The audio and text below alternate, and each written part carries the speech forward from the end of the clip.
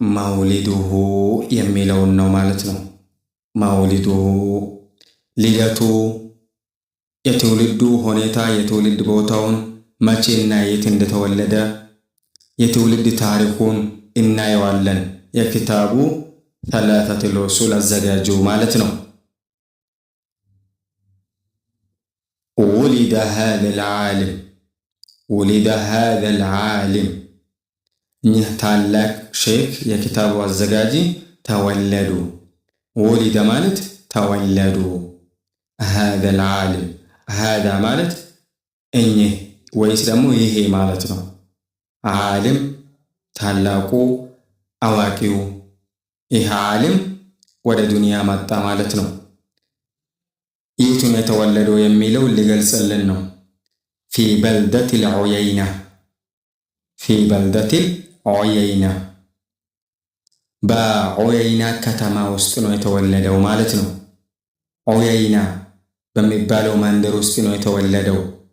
የቱ ነው ትውልድ ቦታው ከተባለ ዑየይና በተባለችው ቦታ ነው የተወለደው።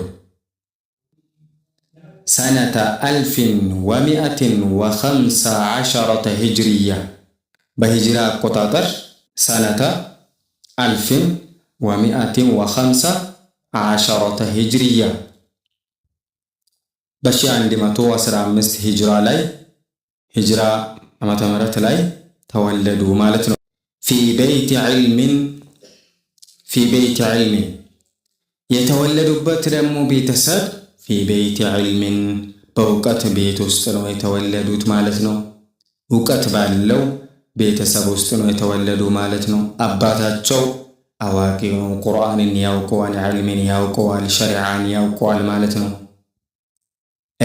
ቤተሰቡ ዒልምን፣ ሸሪዓን፣ እስልምናን ያውቃሉ ማለት ነው። ፊ በይት ዒልሚን በእስልምና እውቀት የተሞላ ቤት ውስጥ ነው የተወለደው ማለት ነው። በተጨማሪም ደግሞ ወሸረፊን ወዲኒ ፊ በይት ዒልሚን ወሸረፊን ወዲኒን በክብርና በሃይማኖት ቤት ውስጥ ነው የተወለደው። በላቀ ስነ ምግባርና ዲን ባለው ቤተሰብ ውስጥ ነው የተወለደው ማለት ነው። ጨዋነትና ዲን በሞላበት ቤተሰብ ውስጥ ነው የተወለዱት ማለት ነው። ፈአቡሁ አባታቸው እዚህ ጋር አለ። ፈአቡሁ ዓሊሙን ከቢሩ